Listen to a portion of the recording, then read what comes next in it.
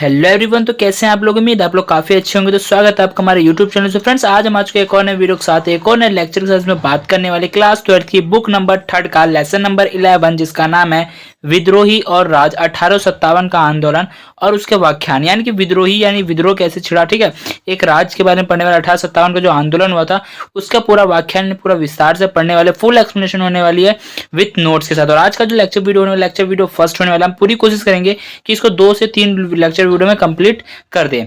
तो ज्यादा time waste ना करते हुए स्टार्ट करते हैं आज की वीडियो। लेकिन अगर आप लोग हमारे चैनल पर प्लीज चैनल को सब्सक्राइब करके बेल आइकन को ऑन कर ले, ताकि आने वाली जितनी भी न्यू वीडियोस है उन सभी की नोटिफिकेशन आप लोग तक पहुंच जाए। और हाँ, इससे पहले के 10 चैप्टर जो हमने कंप्लीट कर लिए हैं उनकी वीडियो लिंक आपको इस वीडियो के डिस्क्रिप्शन बॉक्स में देखने को मिल जाएगी।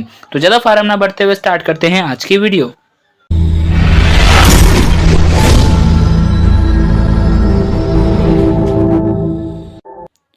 सो फ्रेंड, जैसे कि मैंने बताया, आज हम पढ़ने वाले लेसन नंबर 11, जिसका नाम है विद्रोही और राज 1857 का आंदोलन पढ़ने वाले और उसके व्याख्यान में उसको पूरा विस्तार से पढ़ने वाले हैं। सबसे फर्स्ट पॉइंट हमारा आता है, फर्स्ट पॉइंट आता है 10 मई 1857 के दोपहर के पश्चात मेरठ छावनी में सिपाहियों ने विद्रोह कर दिया। यानी देखो, जो विद्रोह था, विद्रोह कब हुआ था? 10 मई 1857 की दोपहर का समय था। कहां से विद्रोह स्टार्ट हुआ था? मेरठ छावनी से। छावनी किसे कहते हैं? छावनी मीन्स होता है जहां पे सिपाही लोग निवास करते हैं, रहते हैं ना, वो हमारा छावनी होता है, जहाँ पे सिपाही लोग रहा करते थे। विद्रोह का आरंभ भारतीय सैनिकों से निर्मित, यानी जो विद्रोह का जो आरंभ हुआ था भारतीय जो सैनिक थे ना उनसे निर्मित हुआ था, ठीक है। फिर ये पैदल सैनिक भी इसमें शामिल हो गए, जिससे शीघ्र पैदल सैनिकों से शुरू हुआ, जिससे शीघ्र इसमें क्या हुआ, जो घुड़सवार थे, घुड़सवार फौज भी इसमें शामिल हुई। इसके पश्चात शहर तक यह विकसित या विस्तार हो गया। धीरे धीरे क्या हुआ, शहर तक इसका फैला हुआ विस्तार हो गया, यानी बढ़ गया, ठीक है। इसके पश्चात उन्होंने गोरों को अपना निशाना बनाया। जो सिपाही लोग थे, इन्होंने अपना निशाना किसको बनाया? जो गोरे अंग्रेज लोग थे उनको अपना निशाना बनाया। इसी वजह से 1857 का जो ये आंदोलन था, विद्रोह था, इसको हम प्रथम स्वतंत्रता संग्राम भी कहते हैं, ठीक है। उनके बंगले, यानी जो उनके घर थे, किले वगैरह थे, बंगले थे, भवन थे, उन सबको जला दिया, नष्ट कर दिया। पहले जो सजावट के जो सामान थे ना उन सभी को नष्ट कर डाला था। जलाना फूकना आरंभ कर दिया। जलाना फूकना, जला फुला मतलब बेकार करना, नष्ट करना शुरू कर दिया था। इतना क्लियर है? ठीक है। रिकॉर्ड दफ्तर, यानी जहाँ पे रिकॉर्ड, जो सैनिकों के जितने भी रिकॉर्ड होते हैं वो सारे रिकॉर्ड जो रखे जाते थे ना, जितने बायोडाटा होता था, उस सारे जो दफ्तर थे उन सभी को इन्होंने जला दिया, ठीक है। बंदी गृह मीन्स क्या होता है? जहाँ पे लोगों को बंदी बना के रखा है, कुछ किसी ने कुछ गलत काम कर दिया तो उसको बंदी बना के रखा है, जेल जैसा हम कह सकते हैं, उनको भी इन्होंने नष्ट कर दिया। जो न्यायालय थे, न्यायालयों को भी नष्ट कर दिया। डाकखाने थे, डाकखानों को नष्ट किया। सरकारी कोष जो था उसको भी नष्ट किया। जैसे सरकारी भवनों को लूट कर तहस नहस कर दिया। सरकारी जो भवन थे ना उनको लूटपाट करके क्या किया? तहस नहस कर दिया, नहीं बेकार कर दिया। शहर को दिल्ली से जोड़ने वाली टेलीग्राफ लाइन को, जो शहर को दिल्ली से जोड़ने वाली, जो शहर था, शहर को दिल्ली से जोड़ने वाली जो टेलीग्राफ लाइन थी, उस लाइन को भी इन्होंने क्या कर दिया? काट दिया। इतना क्लियर हुआ? ठीक है। अब आता है नेक्स्ट वन क्या है? अंधेरा होते ही सिपाहियों का एक दल जो था घोड़े पर सवार होकर दिल्ली की ओर चल पड़ा। अब देखो, जो सिपाही थे, सिपाहियों ने 10 मई 1857 को अपना विद्रोह तो आरंभ कर दिया, लेकिन उस विद्रोह को चलाने वाला या कोई नेतृत्व करने वाला तो एक व्यक्ति होना चाहिए ना। तो उसी समय पे कौन था हमारा? उसी समय पे हमारे जो बहादुर शाह जाफर थे, ठीक है। जो बहादुर शाह जाफर थे वो उस टाइम पे हमारे तकरीबन 82 के आसपास उनकी एज हो रही थी। तो वो वहां पे क्या थे? वो आखिरी हमारे मुगल बादशाह थे, ठीक है। यह 10 मई 11 की सुबह कहां पहुंचे? दिल्ली की लाल किला के पास पहुंचे, लाल किला के फाटक यानी गेट पर पहुंचे। रमजान का महीना था। क्या था? रमजान का महीना था। मुगल सम्राट बहादुर शाह, जो बहादुर शाह थे, मुगल सम्राट जो बहादुर शाह थे, वो क्या नमाज पढ़ करके सहरी, यानी सहरी क्या होता है? जो रोजे के दिनों में जो सूर्योदय से, मैंने सूर्य उगने से पहले ही जो खाया जाता है, सूर्योदय से पहले जो भोजन किया जाता है उसे हम क्या कहते हैं? सहरी कहते हैं, जो रमजान में खाया जाता था, ठीक है। सहरी खाकर उठे थे, यानी सहरी खाकर के क्या थे? वो उठे ही थे। उन्होंने फाटक पर शोर सुनाई दिया। जो बहादुर शाह जाफर थे, उनको बहादुर शाह थे, उनको क्या हुआ?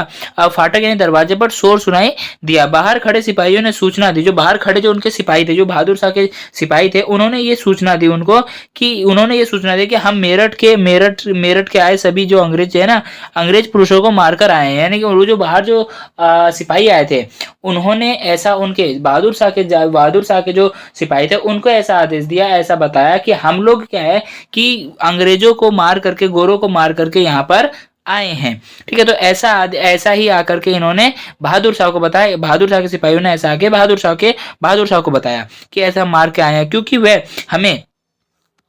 कि वे हमें क्या करते हैं, गाय और सुअर की चर्बी में लिपटे कारतूस क्या होता है, जो बम होता है ना, बम दांतों को से खींचने के लिए मजबूर कर रहे थे। देखो जो एक अफवाह फैली थी या फिर एक सच भी है, क्या है वो हमें क्लियर पता नहीं है, लेकिन ऐसा ये अफवाह भी थी, अफवाह के तौर पे इसको हम जानते हैं।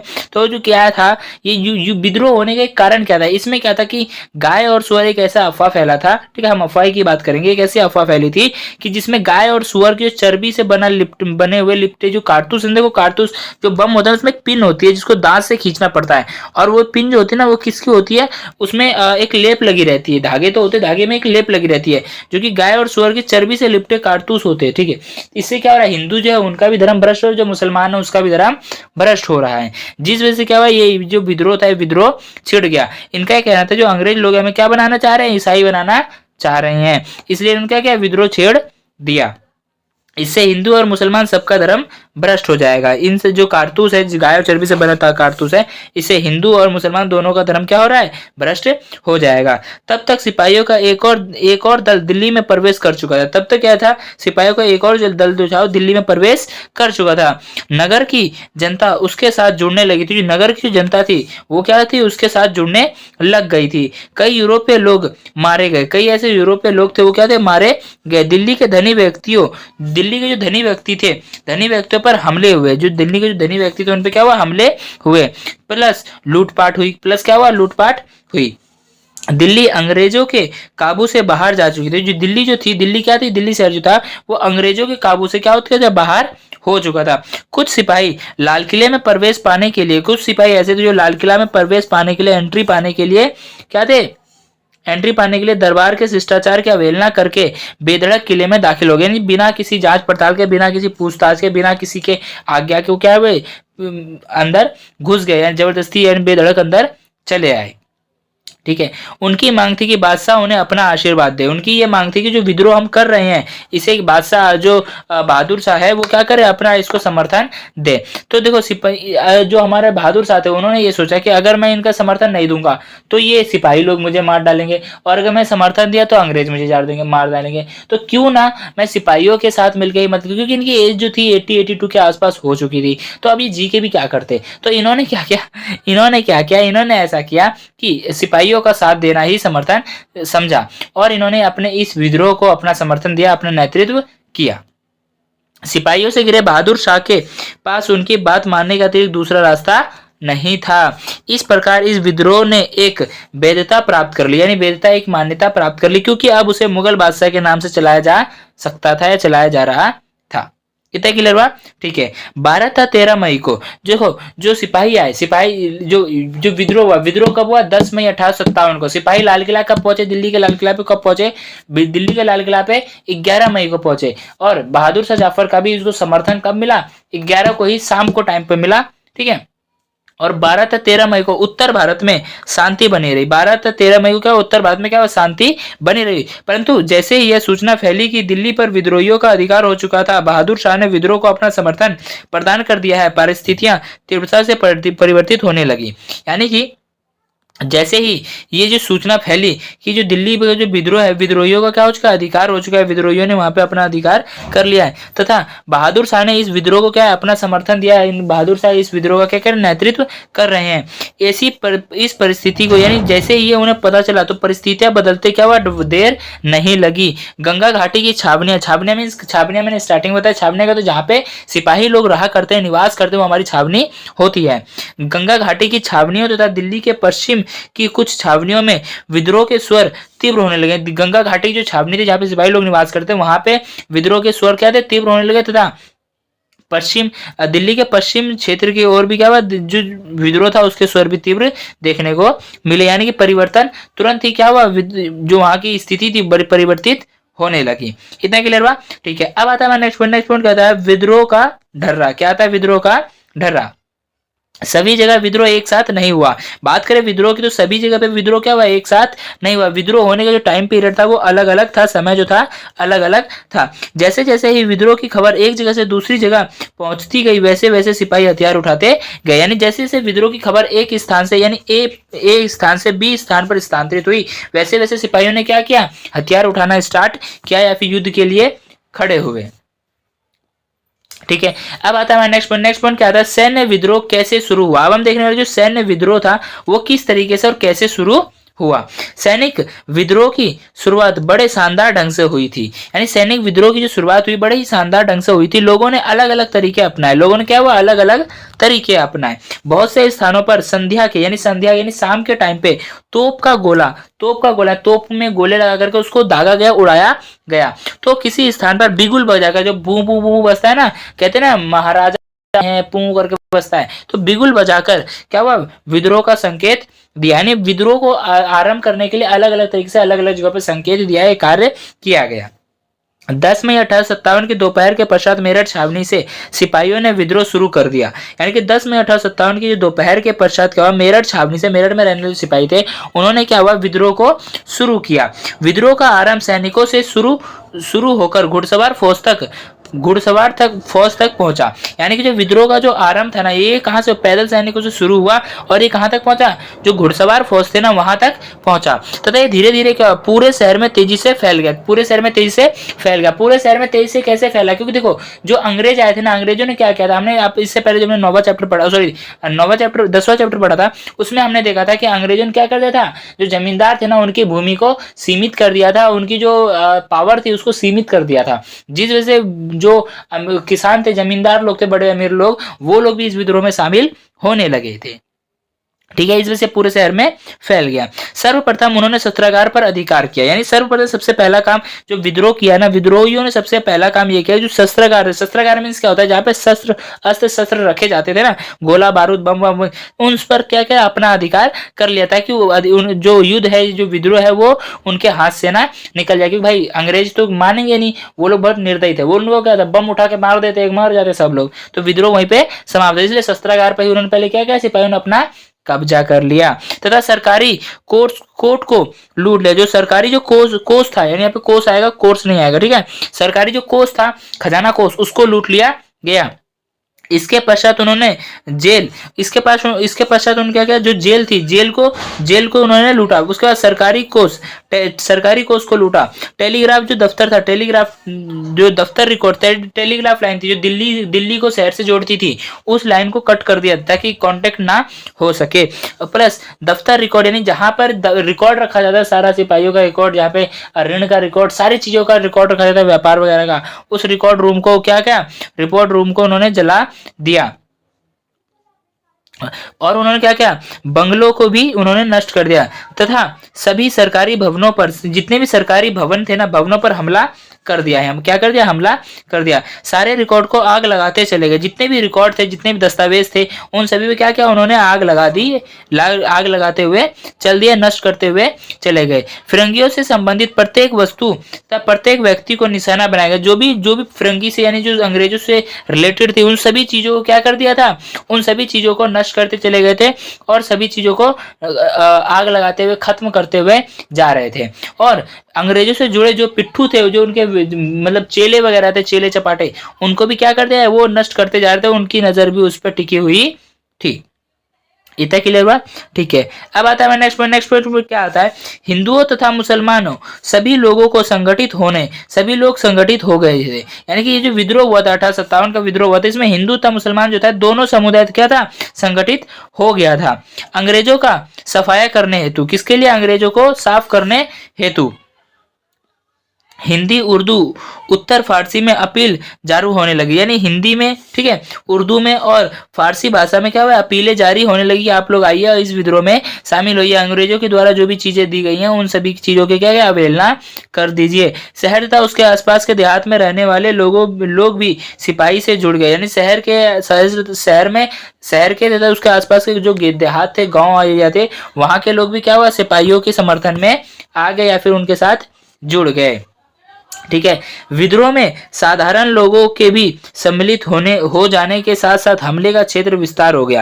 यानी कि जो विद्रोह में जो साधारण लोग थे ना, जो आम जनता थी, वो लोग भी क्या हुए, सम्मिलित हो गए, जिसके कारण क्या हुआ, हमले का जो क्षेत्र था उसका विस्तार हो गया, बड़ा और ज्यादा बड़ा हो गया। कानपुर, लखनऊ तथा बरेली जैसे बड़े शहरों में साहूकार तथा धनी व्यक्ति भी विद्रोहियों के क्रोध के शिकार बने। यानी कि कानपुर, लखनऊ तथा जो बरेली जैसे जो बड़े शहर थे ना, वहां पे जो साहूकार थे, धनी व्यक्ति थे, वो भी क्या हुए, विद्रोहियों का शिकार बने। क्योंकि धनी व्यक्ति थे, यही लोग क्या कर रहे थे, हमने दक्कन दंगा आयोग पढ़ा था ना, उसमें क्या करते हैं, गलत आंकड़े चढ़ा दे रहे थे। कपास की खेती के लिए उन्हें अत्यधिक क्या दिया जा रहा था, अत्यधिक कर्ज दिया गया, और बाद में क्या कहते हैं, उनको कर्ज के लिए मना कर दिया गया था। प्लस अंग्रेज जो आम जनता थी वो साहूकारों से भी परेशान थी, तंग आ चुकी थी, इसलिए वो सबको मारने पे तुली हुई थी। आप लोगों ने अगर 10वां चैप्टर देखा तो वहां से भी हमें कई सारी चीजें क्लियर हो जाती कि विद्रोह होने का मेन कारण क्या था।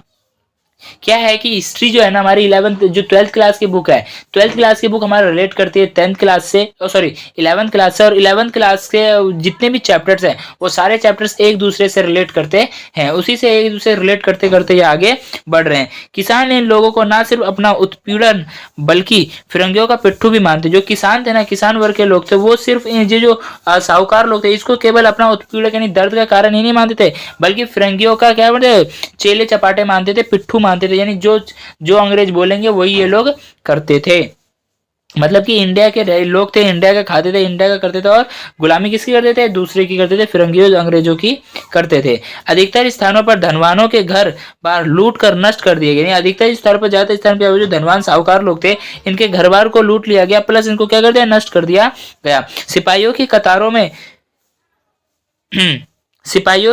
कतारों में हुए इन छिटपुट विद्रोह ने शीघ्र ही एक चौतरफा यानी चारों तरफ विद्रोह का रूप धारण कर लिया। चौतरफा यानी कि सभी लोग इसमें शामिल हो गए, यानी ये जो विद्रोह था वो मान्य हो चुका था।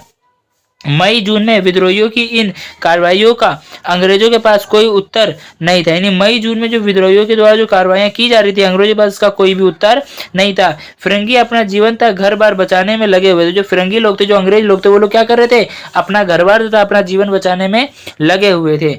एक ब्रिटिश अधिकारी ने लिखा है, एक जो ब्रिटिश अधिकारी वो लिखते हैं कि ब्रिटिश राज ताश के किले की तरह बिखर गया था। जो ब्रिटिश राज था किसके क्या हुआ था, ताश के किले की तरह क्या हुआ था, बिखरता जा रहा था। अब आता है हमारा नेक्स्ट पॉइंट। नेक्स्ट पॉइंट क्या आता है, संचार के माध्यम। हम देखने वाले कि लोग जो विद्रोह में आगे बढ़ रहे थे, विद्रोह जो करते जा रहे थे, बढ़ाते जा रहे थे, आखिर वो एक दूसरे से अपना कांटेक्ट कर कैसे रहे थे, संचार कैसे कर रहे थे। 1857 का विद्रोह योजनातः सामान्य से प्रारंभ किया गया था। यही ऐसा हमें लगता है कि जो 1857 का जो विद्रोह था ना, ये योजनातः सामान्य से प्रारंभ किया गया था, यानी छोटे लेवल से बड़े लेवल तक इसको लाया गया था।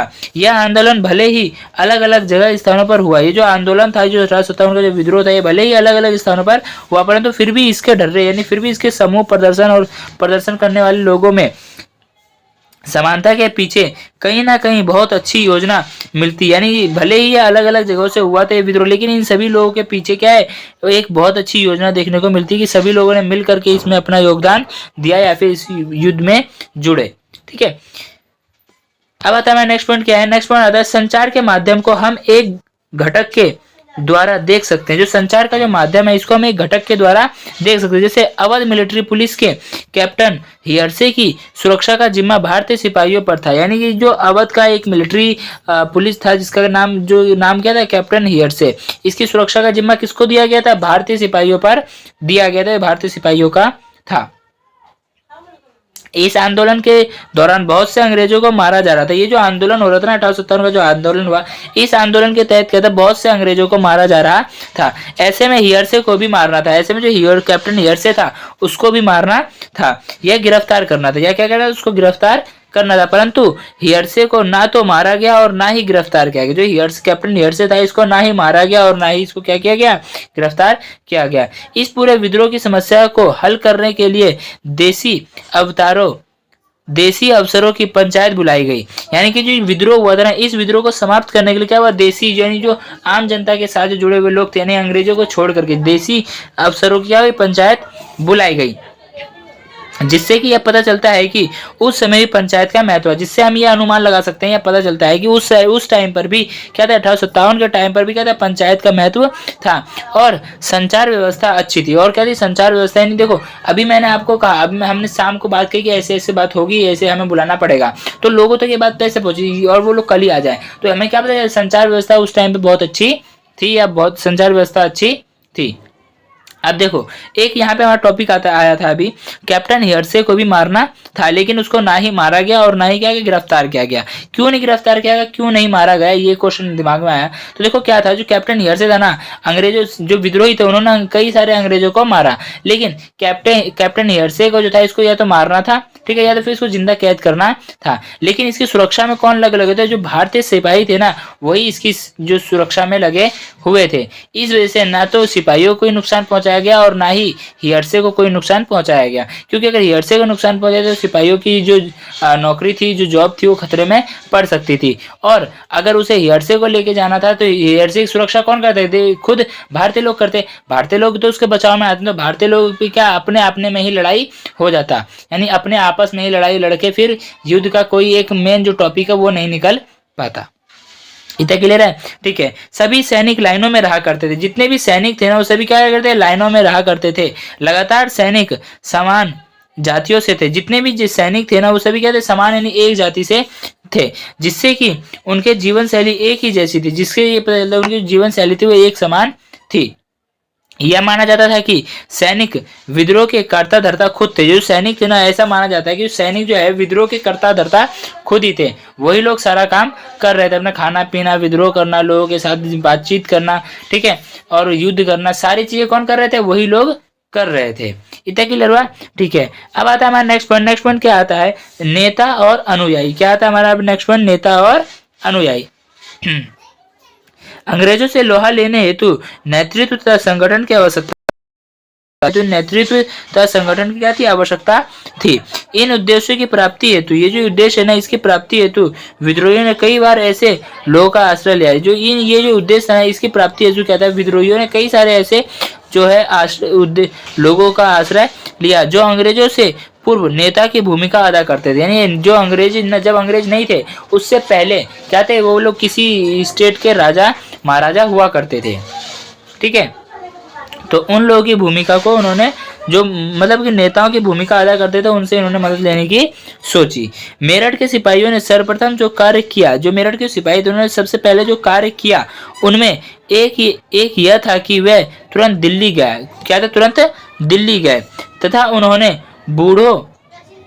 बूढ़े हो चुके मुगल बादशाह से विद्रोह का नेतृत्व करने का निवेदन किया। यानी कि जो मेरठ के जो सिपाही थे उन्होंने क्या किया, सर्वप्रथम कहाँ गए, वो सर्वप्रथम उन्होंने ऐसा कार्य किया कि सबसे पहले कहाँ चले गए, वो तुरंत दिल्ली चले गए। और जो बूढ़े हो चुके थे हमारे बहादुर शाह जाफर या मुगल बादशाह, उनसे क्या हुआ, इस विद्रोह को नेतृत्व करने का निवेदन किया कि आप इस विद्रोह को क्या करें, नेतृत्व करें या अपना समर्थन दे, योगदान दे।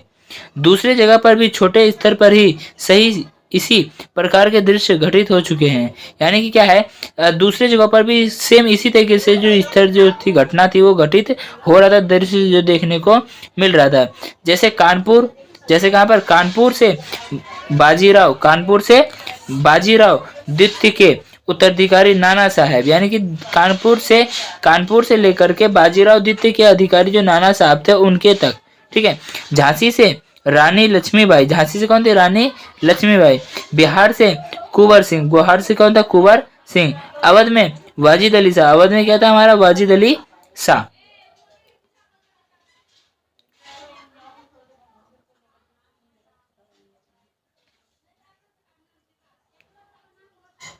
लखनऊ में बेगम हजरत महल, लखनऊ से कौन था, बेगम हजरत महल। इन नेताओं के अलावा भी अन्य स्थानीय जगहों से जमींदार आदिवासियों को संहार के लिए उकसाया जा रहा था। यानी इन नेताओं के अलावा क्या था, अन्य जगहों पर और अलग अलग जगहों पर क्या हुआ, जब जमींदार थे ना, वो जमींदारों को प्लस आदिवासी जो लोग थे ना, जो जमींदार थे ना, वो क्या करते, आदिवासियों को संहार के लिए उकसा रहे थे कि अगर ऐसा होगा तो ना तुम रह पाओगे ना हम रह पाएंगे। तो इसका मतलब क्या कर रहे थे, जो जमींदार लोग थे वो क्या कर रहे थे, जो आदिवासी लोग थे उनको उकसा रहे थे कि तुम लोग भी आकर इस युद्ध में अपना योगदान दो, इस युद्ध में शामिल हो जाओ। अफवाहें और भविष्यवाणियां। अब हमारा आता है नेक्स्ट पॉइंट क्या आता है, अफवाहें और भविष्यवाणियां। अब हम देखने वाले क्या क्या अफवाहें थी और क्या क्या भविष्यवाणियां हमने देखी है। ठीक है, अलग अलग प्रकार के अफवाहें और भविष्यवाणियों के माध्यम से लोगों को विद्रोह के लिए उकसाया जा रहा था। अलग अलग प्रकार के जो थे अफवाहें थी, ठीक है, प्लस भविष्यवाणियां की गई थी। भविष्यवाणी और अफवाहें क्या थी वो मैं आपको आगे एक्सप्लेन करूंगा। इन सभी के माध्यम से क्या था, लोगों को विद्रोह के लिए क्या कराया जाता, उकसाया जा रहा था, यानी बोला जाता है ये चीजें ऐसे ऐसे होंगी, आप इस विद्रोह में शामिल हो जाओ, हमारा साथ दो। जैसे कि हमने पीछे पढ़ा, जैसे कि क्या करा, हमने पीछे पढ़ा, मेरठ से दिल्ली आने वाले सिपाहियों ने बहादुर शाह को उन कारतूसों के विषय में बताया। यानी कि ये मैंने कहा था स्टार्टिंग में, मैंने कहा ये क्या था, एक हमारा क्या था, अफवाह के तौर पे हम इसको जानते हैं। जैसे क्या हुआ, जो मेरठ से आए जो सिपाही थे, मेरठ छावनी से जो आए सिपाही थे, उन्होंने बहादुर शाह के सिपाही को ऐसा बताया, और उन सिपाहियों ने क्या बताया, जो हमारे बहादुर शाह थे उनको ऐसा बताया कि कारतूसों को छीलना पड़ा, जिसमें कि गाय और सुअर की चर्बी से लिपटा हुआ क्या था, कारतूस है, जिसको हमें दांत से खींचना पड़ रहा है, जिससे हमारा क्या हो, धर्म भ्रष्ट हो रहा है। जिन पर गाय तथा सुअर की चर्बी का लेप लगा था, जिन पर गाय तथा सुअर का चर्बी का लेप लगा होता, उनका कहना था कि यदि वह इन कारतूसों को मुंह से लगाए तो उनकी जाति तथा मजहब दोनों भ्रष्ट हो जाएगा, दोनों का नाश हो जाएगा। फिरंगियों द्वारा सिपाहियों को बहुत समझाया गया, जो फिरंगी लोग थे, जो अंग्रेज लोग थे, उनके द्वारा सिपाहियों को बहुत ज्यादा समझाया गया कि ऐसा कुछ भी नहीं है, ये सिर्फ एक अफवाह है। परंतु यह अफवाह उत्तर भारत की छावनियों में जंगल में लगी आग की फैली भांति फैल रही थी। यानी जो अफवाह थी कि ये जो हमारे कारतूस हम दांतों से खींच रहे, इसमें गाय तथा सुअर की चर्बी का लेप लगा हुआ है, ये जो अफवाह थी, ये अफवाह क्या थी, जिस तरह से जंगल में, सूखे जंगल में जो आग लगती है ना, जिससे जंगल की आग भड़क उठती है, सेम वैसे उसी तरीके से ये जो थी बातें फैल रही थी, हवे मतलब शांति जो थी, शांति से फैलती जा रही थी ये बातें। ठीक है, आग की भांति ये बातें फैल रही थी। जनवरी 1857 के तृतीय सप्ताह में, यानी जनवरी 1857 का जो तृतीय तीसरा सप्ताह, तीसरा हफ्ता था, एक ब्राह्मण सिपाही था, जिससे क्या हुआ, पानी की डिमांड की गई, पानी पीने के लिए कहा गया, पानी पिलाने के लिए कहा गया था। ब्राह्मण सिपाही ने यह कहकर अपने लोटे से पानी पिलाने से मना कर दिया कि नीची जाति के स्पर्श से लोटा अपवित्र हो जाएगा। यानी कि ब्राह्मण जो था, एक सिपाही था, उसने उससे पानी की डिमांड की गई, तो उसने यह कहकर मना कर दिया कि लोटे से पानी पीने से मना कर दिया। क्यों मना कर दिया, इसलिए मना कर दिया, जाति, उसके लोटे के स्पर्श क्या हुआ, जाति से जो लोटा है अपवित्र हो जाएगा, उसकी नीच जाति की वजह से क्या, जो उसका जो लोटा है वो क्या हो जाएगा, अपवित्र हो जाएगा। रिपोर्ट के अनुसार इस पर खासी ने उत्तर दिया, रिपोर्ट के अनुसार इस पर क्या हुआ है, एक उत्तर दिया गया है कि शीघ्र ही तुम्हारी जाति भ्रष्ट होने वाली है, शीघ्र ही क्या है, तुम्हारी जाति भी भ्रष्ट होने वाली है। अब तुम्हें, क्योंकि अब तुम्हें गाय तथा सुअर की चर्बी लगे कारतूसों को मुंह से खींचना होगा। देखो ये एक अफवाह थी, जिसमें कि एक ब्राह्मण सिपाही था, उससे एक ब्राह्मण सिपाही था, उससे नीची जाति के सिपाही ने पानी मांगा था। तो ये ऐसा कहा गया कि अगर मैं पानी तुम्हें दूंगा तो पानी क्या अपवित्र हो जाएगा, मैं भी अपवित्र हो जाऊंगा। तो ऐसी पे क्या, एक ब्राह्मण जो सिपाही था उसने ये बात कही थी, जो नीची जाति का सिपाही था उसने ये बात कही थी कि आज तुम लोग क्या कर रहे हो, मुझे पानी देने से मना कर रहे हो, कह रहे हो हमारे जो जाति है वो नष्ट हो जाएगी, लेकिन कुछ टाइम वेट करो, कुछ टाइम बाद क्या होगा, तुम्हें गाय तथा सुअर की चर्बी से लगे हुए लेप को क्या करना पड़ेगा, अपनी दांतों से खींचना पड़ेगा, मुंह से खींचना पड़ेगा। इस रिपोर्ट की विश्वसनीयता के विषय में कहना कठिन है। ये रिपोर्ट सच्ची है, कितनी सच्ची है कितनी झूठी है, इसके विषय में कहना क्या है, बहुत ज्यादा कठिन रहेगा। परंतु इसमें कोई संदेह नहीं है कि एक दफा यह अफवाह फैलने आरंभ हो तो ब्रिटिश अधिकारियों के लिए अविश्वास के बाद भी इसे समाप्त नहीं किया जा सकता है। यानी कि ये जो था, इस रिपोर्ट की जो विश्वसनीयता है, इस पे विश्वास में करना जो है कठिन है, परंतु इसमें कोई भी संदेह नहीं है कि ये एक दफा जो ये अफवाह फैली है, ये फैलने अफवाह जो थी आरंभ हुई थी तो ब्रिटिश अधिकारियों के लिए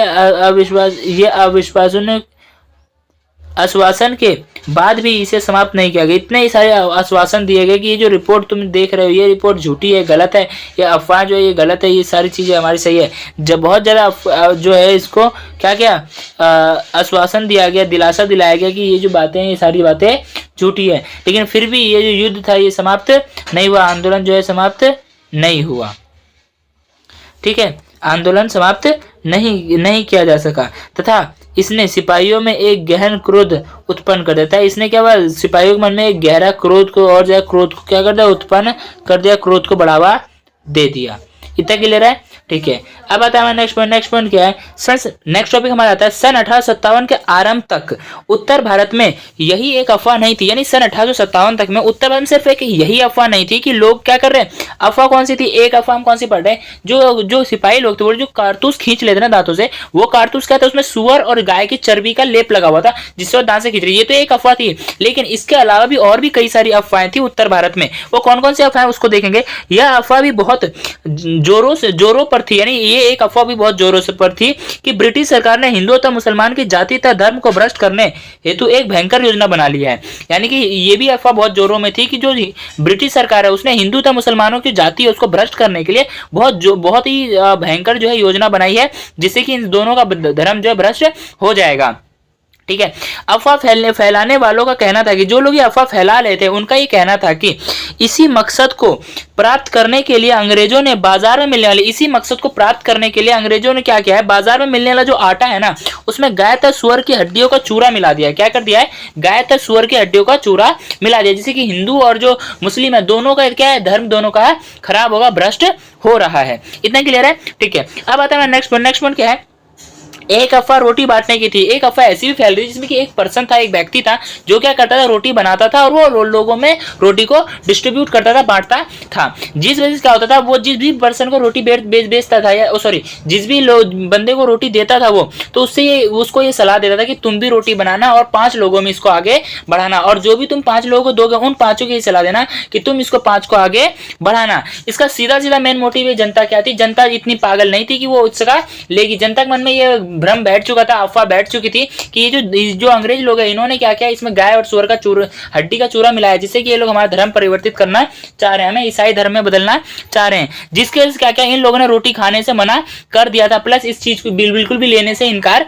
कर दिया। जिसमें एक व्यक्ति रोटी बनाता था, जो कि मैंने बताया, जिसमें एक व्यक्ति रोटी बनाता और आगे अब व्यक्ति को बांटता था और आगे अन्य 5 व्यक्तियों को बांटने के लिए बोलता था। इतना क्लियर है, ठीक है। शहरों तथा छावनियों में सिपाहियों तथा साधारण व्यक्तियों ने आटे को स्पर्श करने से भी मना कर दिया था। शहरों में जो लोग निवास करते थे वो लोग, प्लस छावनियों में जो सिपाही रह रहे थे उन सभी ने, प्लस जो साधारण लोग थे हमारे, जो आम जनता थी, उन लोगों ने भी आटे को छूने से भी मना कर दिया था। चारों ओर इस आशय का डर था, यानी डर बैठ चुका था लोगों के मन में, संदेह था कि फिरंगी भारतवासियों को ईसाई बनाना चाहते हैं। फिरंगी क्या करना चाहते हैं, भारतवासियों जितने भारत के लोग हैं इन सभी का सारे धर्मों को हटा करके वो अपना धर्म प्रचार कर रहे हैं, अपने धर्म को बढ़ा रहे हैं, जिसमें सभी लोग क्या कर रहे हैं, ईसाई बनाने की सोच रहे हैं। इतना क्लियर है, ठीक है। अब आता है नेक्स्ट पॉइंट क्या है, एक भविष्यवाणी प्लासी के जंग के दौरान, यानी एक भविष्यवाणी की गई थी प्लासी के जंग के दौरान की गई थी। कब प्लासी का जंग कब हुआ था, 1757 में, 1757 के समय में प्लासी का युद्ध लड़ा गया था, ठीक है। एक ऐसा हुआ था कि 100 साल बाद भविष्यवाणी की गई थी कि 100 साल बाद, यानी कि 23 जून 1857 को देश में अंग्रेजों का राज खत्म हो जाएगा। नहीं, एक ऐसी भविष्यवाणी की गई थी प्लासी के युद्ध में ही कि यानी कि 100 साल बाद क्या होगा, 23 जून 1857 में क्या होगा कि जो अंग्रेजों का जो राज है ना, अंग्रेजों का जो अपना शासन बैठा रखा है, ठीक है, अंग्रेजों की सत्ता जो है वो एक उस टाइम पे खत्म हो जाएगी, समाप्त हो जाएगी।